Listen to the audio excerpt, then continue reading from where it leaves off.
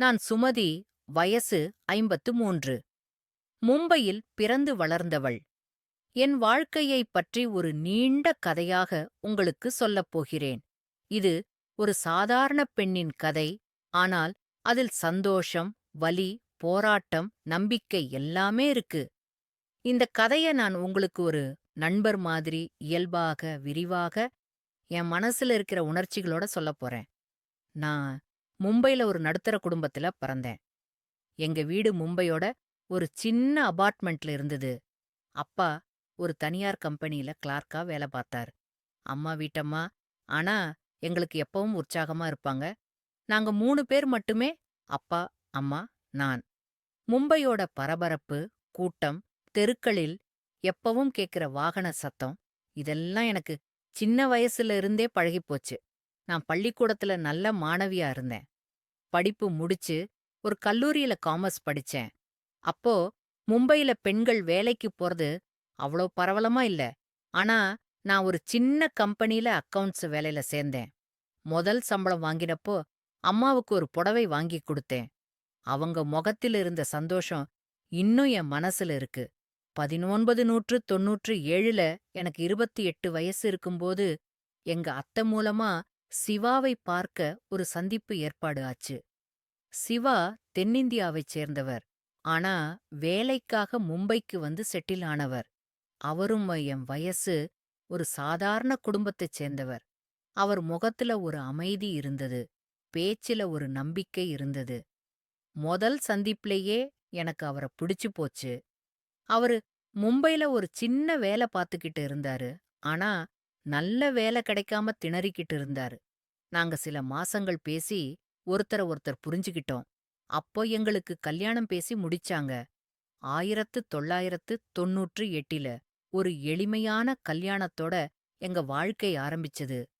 நாங்க 2 பேரும் வேல பார்த்தோம். ஆனா மும்பையில வாழ்க்கை செலவு அதிகமா இருந்ததால பெரிய வசதி இல்ல. ஒரு சின்ன வாடகை வீட்ல தங்கி எளிமையா வாழ்க்கைய ஆரம்பிச்சோம். கல்யாணமான முதல் 2 வருஷம் எங்களுக்கு ரொம்ப கஷ்டமா இருந்தது. சிவாவுக்கு நல்ல வேலை கிடைக்கல. அவர் மனசு ரொம்ப உடைஞ்சு போயிருந்தது. ஆனா வெளிய காட்டிக்க மாட்டாரு. நான் ஒரு சின்ன கம்பெனியில வேல பார்த்தேன். ஆனா அது பெரிய சம்பளம் இல்ல. எங்க அப்பா செய்ற அம்மா எப்பவாவது உதவி பண்ணுவாங்க. ஆனா நாங்க எங்களால முடிஞ்சவரை சுதந்திரமா இருக்க முயற்சி பண்ணோம். ஒரு நாள் எங்க அத்தை பையன் ஒரு வெளிநாட்டு கம்பெனில வேலை வாங்கித் தர முடியுமான்னு பேசினார். சிவா உடனே ஆர்வம் காட்டினார். பல இன்டர்வியூக்கள், முயற்சிகளுக்குப் பிறகு அவருக்கு ஒரு நல்ல வேலை கிடைச்சது வெளிநாட்டில். அது எங்களுக்கு ஒரு பெரிய திருப்புமுனை. 2000த்துல சிவா வெளிநாடு போனார். முதல் சில மாசங்கள் அவர் இல்லாம எனக்கு ரொம்ப கஷ்டமா இருந்தது. ஆனா அவர் அங்கே செட்டில் ஆன பிறகு நல்ல சம்பளம், வசதியான வாழ்க்கை எல்லாம் வந்தது. 2001ல எங்களுக்கு முதல் பையன் பிறந்தான். அவனுக்கு பெயர் அர்ஜுன். அவன் பிறந்தப்போ நான் வேலை பார்த்துக்கிட்டே இருந்தேன். ஆனா மும்பையில வீடு வாங்க முடியாத அளவுக்கு விலைவாசி உயர்ந்து போச்சு. அதனால நாங்க மும்பையோட ஒரு புறநகர் பகுதியில் ஒரு சின்ன அபார்ட்மெண்டில் செட்டில் ஆனோம். அங்கேருந்து என் ஹாபீஸுக்கு 1 மணி நேர பயணம். காலையில எழுந்து அர்ஜுன கவனிச்சு ஆபீஸுக்கு கிளம்பி வேலை முடிச்சு திரும்பி வரும்போது ராத்திரி ஆயிடும். 2004ல எங்களுக்கு 2வது பையன் ஆதித்யா பிறந்தான். அப்போ எங்க அம்மாவும் எங்களோட இருந்தாங்க. அவங்களுக்கு வயசு ஆகி உடம்பு சரியில்லாம இருந்தது. நான் வேலை, குழந்தைகள், அம்மாவோட உடல்நிலைன்னு எல்லாத்தையும் ஒரே நேரத்துல பார்க்க வேண்டியதா இருந்தது. சிவா வெளிநாட்டுல இருந்ததால அவரால இங்கேருந்து உதவ முடியல. மாசத்துக்கு ஒரு முறை போன்ல பேசுவோம். அவர் பணம் அனுப்புவார். ஆனா வீட்டுப் பொறுப்பு முழுக்க என் மேல விழுந்தது. அந்த 9 முதல் 10 வருஷம் என் வாழ்க்கையில ரொம்ப கஷ்டமான காலம். காலையில 5 மணிக்கு எழுந்து குழந்தைகள ஸ்கூலுக்கு ரெடி பண்ணி அம்மாவுக்கு மருந்து கொடுத்து ஆபீஸுக்கு கிளம்புவேன். மாலையில் திரும்பி வந்து குழந்தைகளோட படிப்பு, வீட்டு வேலைகள், அம்மாவ கவனிச்சுக்கிறது, இப்படி ஒரு நாள முழுக்க ஓடி ஓடி வேலை செய்ய வேண்டியிருந்தது. சில நேரம் ராத்திரி தூங்கும்போது நான் இதையெல்லாம் எப்படி சமாளிக்கிறேனோன்னு நினைச்சு ஆச்சரியமா இருக்கும். 2010ல எங்க அம்மா இறந்துட்டாங்க. அது எனக்கு ரொம்ப பெரிய இழப்பு. அவங்க இல்லாம குழந்தைகள பாத்துக்க ஆள் இல்ல. அர்ஜுனுக்கு அப்போ 9 வயசு, ஆதித்யாவுக்கு 6 வயசு. அவங்கள தனியா விட்டுட்டு வேலைக்கு போறது சாத்தியமில்ல.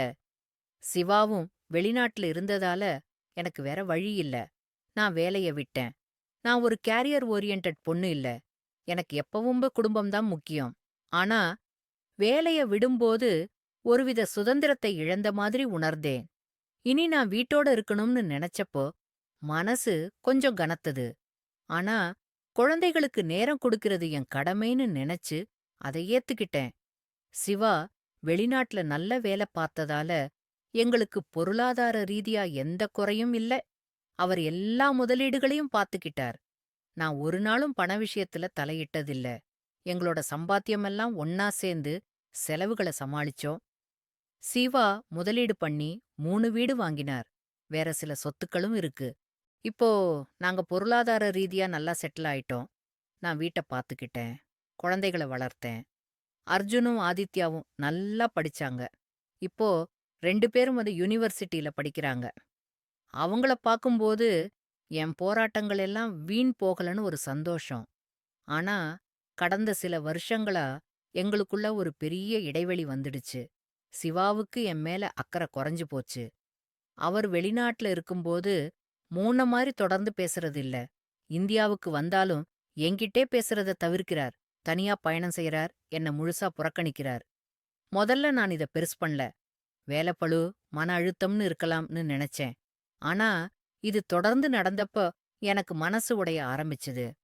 2024ல எனக்கு ஒரு சைலண்ட் ஹார்ட் அட்டாக் வந்தது.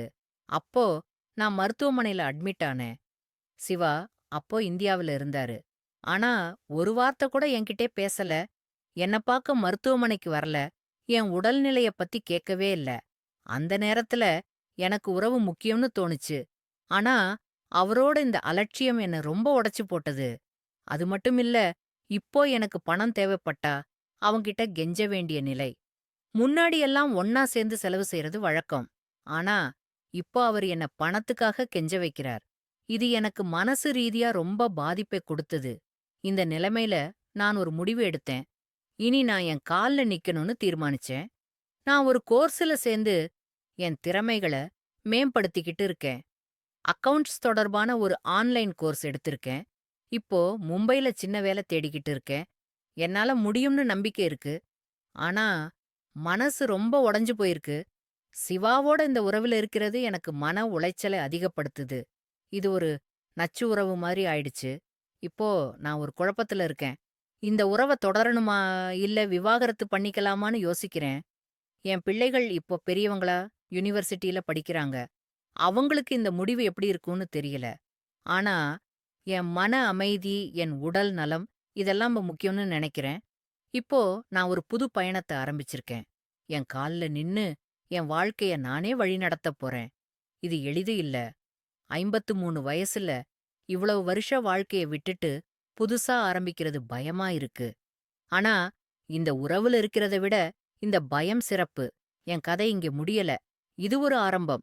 இனி என் வாழ்க்கைய நான் எப்படி வாழப் போறேன்னு நானே முடிவு பண்ணுவேன்.